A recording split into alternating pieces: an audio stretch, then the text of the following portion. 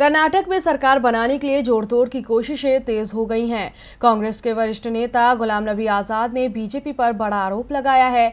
उन्होंने कहा है कि कर्नाटक जीतने के लिए बीजेपी गंदी राजनीति पर उतर आई है। वो हमारे विधायकों को खरीदने की कोशिश कर रही है। इतना ही नहीं, गुलाम नबी आजाद ने ये तक कह दिया कि बीजेपी ने विधायकों को खरीदने के लिए कैबिनेट मंत्री बनाने का ऑफर दिया है।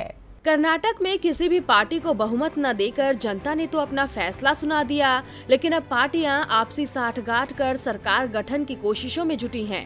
इस दौड़ में जेडीएस से गठबंधन कर कांग्रेस बीजेपी से आगे निकल गई है।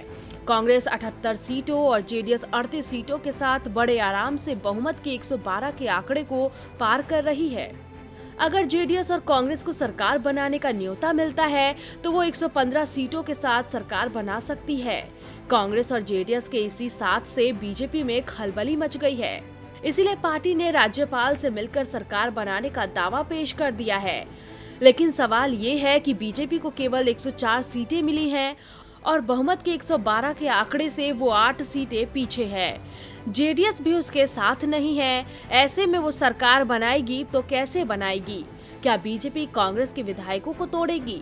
इन सवालों के बीच आज कांग्रेस के वरिष्ठ नेता गुलाम नबी आजाद ने बीजेपी पर विधायकों की खरीद फरोख्त की कोशिश का आरोप लगाया है। उन्होंने कहा है कि कर्नाटक जीतने के लिए बीजेपी गंदी राजनीति पर उतर आई है। वो हमारे विधायकों को खरीदने की कोशिश कर रही है। इतना ही नहीं, गुलाम नबी आजाद ने तो ये तक कह दिया कि बीजेपी ने विधायकों को खरीदने के लिए कैबिनेट मंत्री बनाने का ऑफर दिया है। इन आरोपों के साथ कांग्रेस ने अपने विधायकों को बीजेपी से बचाने के लिए होटल में 120 कमरे बुक कराए हैं। अब राज्य में सत्ता के लिए सेल का खेल शुरू हो गया है, लेकिन देखना होगा कि अंत में बाजीगर कौन बनता है। डीबी लाइव की रिपोर्ट।